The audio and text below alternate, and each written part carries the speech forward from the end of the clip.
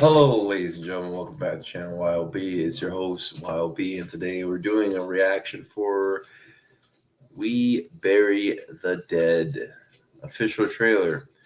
Um, I know this is starring Daisy Ridley. She plays Rey in Star Wars, the sequel trilogy.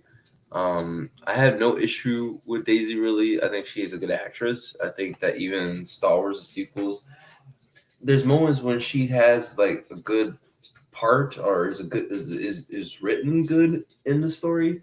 She's good. I think that with good writing, I think she's a good actress. I just think that she's been given a very like shitty, work to, she's been given like shitty um material to work with, and I think that it's just I think she could be a superstar actress. I think she has it in her. I think she has screen presence. um I just think that you need a director that gives a cares, not a Star Wars director, you know, or the Star sequels directors that we had, J.J. Abrams and Ryan Johnson. You guys are literally should be blackballed from Hollywood. You guys are literally a joke. You're literally two of the worst directors of all time. I don't know. I'm not gonna even start going off on that. I could make that a whole 4 hour long lecture. But let's just not do that today. But yeah, Daisy Ridley, she's good. I don't have any beef for her.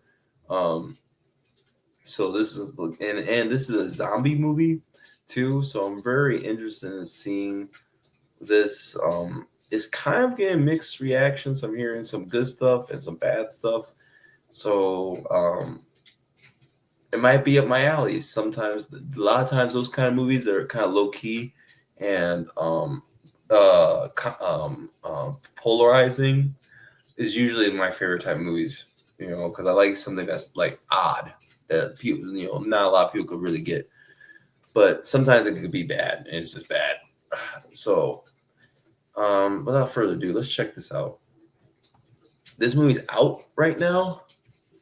I just checked on AMC, the theaters. I'm gonna go see it this Wednesday and give you guys a review because I'm actually really, really into zombie movies, and I didn't know this was out. And it's starring Daisy Ridley, so it was like, oh shit, okay, this is Daisy Ridley in a zombie movie. Okay, I wanted to see that. I didn't know this was even coming out, so I'm gonna check out the trailer now. 3, 2, 1, action.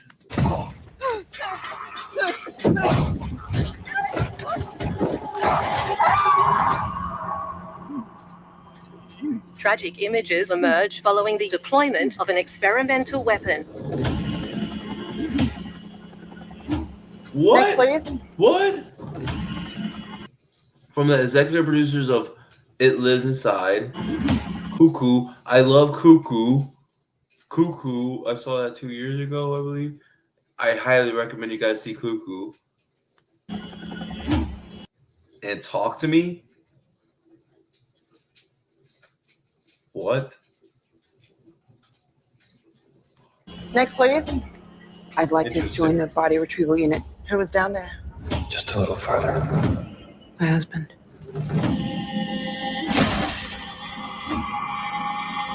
I want to make a difference. There should be a way to get to the highway without them spawning us. I know what you're going through, but if you find your husband, I hope you understand what that could mean.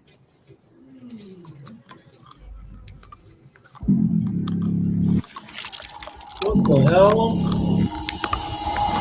The odd ones that do come back online are docile.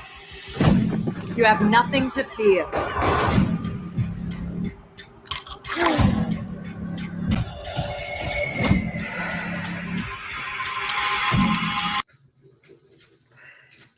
This looks good. And I feel like, a lot of people that are saying this is not good, they don't appreciate I think zombie movies, there's so many zombie movies that is a breath of fresh air when a director goes kind of artsy with it. Because even the director of The Walking Dead, the first episode, like the pilot, he only did one pilot and then he left because he wanted more money, and they didn't give him. Which I was just like, you guys are fucking idiots. Why? He's a great director. Pay him everything you have. That pilot was the greatest. That was the greatest thing of television all time, and it's been chasing that moment, that energy. Walking Dead has been chasing that energy since then.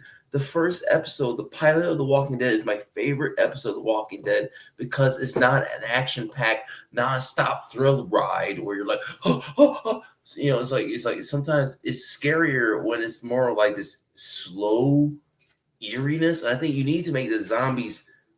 You have to humanize the zombies, where each and every zombie you see feels like that's a person who used to be alive. That's what's terrifying about it. And zombie movies should be slow paced and a build up.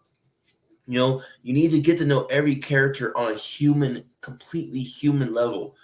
And and not just the humans, you have to understand the zombies almost at a human level where it's like it should be terrifying to see each and every zombie. It's almost like I think you need to get that across. Like the zombies should feel like they're sleepwalking. That's why Night of the Living Dead is my favorite zombie movie of all time. And it's like, it's just, I don't. And The Walking Dead episode 1, season 1, the pilot is my favorite episode of Walking Dead because it's just the way that director, I forget his name. He made the movie The Mist. I love The Mist. He's a great director. I forget his name. But and if anyone knows his name, please put it in the comments below. But it's just the way he made the zombies feel almost sympathetic. Even like, in the first episode of Walking Dead where the dad and the son help Rick, and I forget his name. I think it's Morgan. No, not Morgan. I don't know. But he says that his wife, the mom, she comes back to the house because it's almost like force of habit. It's almost like muscle memory. It's almost like she just kind of like it's literally like sleepwalking. She goes to the door and she opens it like she's like a regular person, but she's clearly a zombie. And it's just like and that's one thing he added with the zombies. The zombies had memories, almost like of things they did. And it was almost like they're almost like walking around like they're still. And I think that's eerie to me, where you're seeing zombies acting like what they used to be, like they're just like sleepwalking. Something's really eerie to me about that, and that's why I'm like I'm really excited for this because I really like it when a director is doing a very meticulous, detailed take on zombies. Not just they eat people and they're scary. They eat flesh and they're gory. It's going to be scary. It's like, I think it is when you have a philosophical director take on zombies, you can make something very powerful with a zombie. Zombie genre is a great genre. It's just that you need a great director to make it. You can't have these half-ass mediocre directors, making like World War Z kind of movies, like where it's just, hey, they run fast and they kill you. You don't even see blood in that. They just run fast and they eat people. It's like that's not scary to me. It's just, but yeah. Sorry, I went on a tangent, but I'm a huge fan of zombie movies. What the hell is going on with that zombie? I hope you understand. I know what you're going through, but if you find your and also I've been hearing people saying it's not like the trailer makes it. I was like an action movie. I mean, if it's done right and it's like philosophical and slow, I think it'll be great still. And that's why I don't like a lot of reviewers. A lot of reviewers are meatheads and they're just it's boring. I thought it was gonna be action packed. Dude, meet the director halfway. You go to the movies. I think that's another thing. I think as a critic, I want to tell other critics, movies. New critics, not the critics that have been around and actually know what they're talking about. If you're trying to become a movie critic, you have to meet the director halfway. It's part of your job to engage the movie too, because you're criticizing. You have to be engaging it. You can't be criticizing someone when you're half asleep and sitting lethargically. Eating popcorn. Entertain me.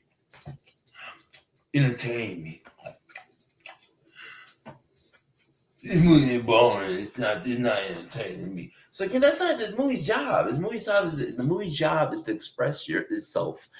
And and also entertain an audience.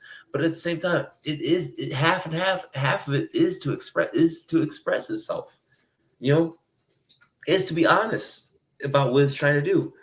And it's our job to sit back and relax and kind of enjoy a movie for what it is. But at the point, you have to pick up the point for what it is. Meaning half of you has to enjoy the experience of a movie, and another half of you has to kind of engage the movie and be like, what is this movie trying to do for me to kind of have fun with it? It can't just be a rub my feet. That's not what a movie's supposed to do. A movie's not supposed to stroke your feet.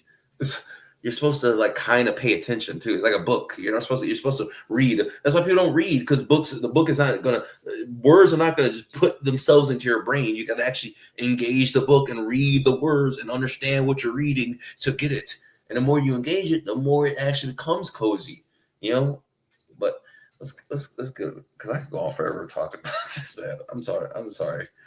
I'd like to join the body retrieval unit. Who was down there? Just a little farther. My husband.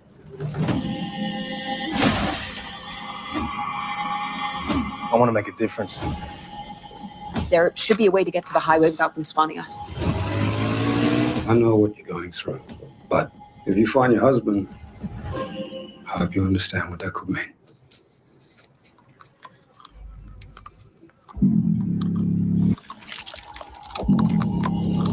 No, that's so weird. The odd ones that do come back online It looks interesting. are docile.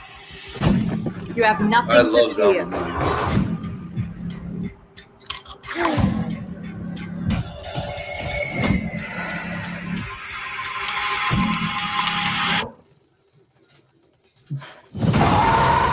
God.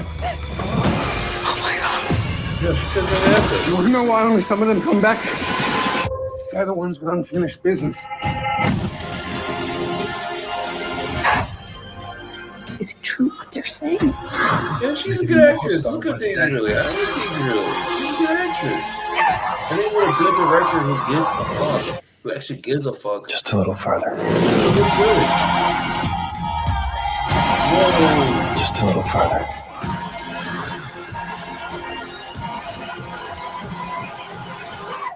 Just a little further.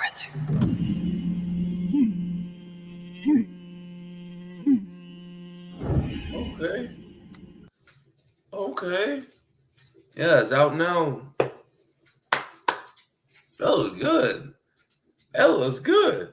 I like movies that like sneak up on you. Like you don't even know that it's gonna come out. Like I didn't know this movie was coming out. And I think I really respect Daisy Ridley for taking a chance on indie films. I think when you are getting a lot of hate, go for indie films and to flex and get comfortable, to breathe as an actor or an actress. Like when you're, and I think I feel sorry for a lot of industry plants, because the industry, they want to put someone that they like, that they're like, you're going to do what we tell you to do. And you seem like someone who's kind of like starstruck by the industry. Just do what we say. You know, they don't like people that are like Harrison Ford, where he's kind of like, he got his career for kind of being an asshole, but he just had a charisma to get through it. You know, like he literally would tell George Lucas, like the whole thing, he became Han Solo because he was just reading lines. That was not a role that he was going to be given. It was George Lucas was not planning on Harrison Ford to play Han Solo. He was just reading lines, you know. But then it's even he tells George Lucas, like, yeah, you might write these lines down, but nobody's gonna read it. No one can read this shit. He's like, no one talks like this. This just sounds ridiculous. Like you're writing like a nerd. Like real people don't talk like this in real life. So if you want characters, you're gonna have to you're gonna have to have actors ad lib some of this, you know, into a real digestible like dialogue. That's why it makes more sense that Mark Hamill, he's this young up and coming actor that's very like stargazed. You know, it's a perfect casting. And totally, because it's almost real. It's realistic. It's totally real. Like it's totally how. Like Han Solo is totally Harrison Ford, and Luke Skywalker is totally Mark Hamill. That's why it's like perfect casting when you have actors who have a spirit. But I want to not go far into that because I could go on forever for that. It's already 14 minutes, but yeah, this might not be the greatest movie. This might be a bad movie, but I'm gonna give it a chance because I like movies that are trying to do something different, and it looks pretty good for like an indie looking film. I'm gonna give it a chance. And if I go and see it, I'll give you guys a review. Let me know what you guys think in the comments below. I thought that was pretty interesting.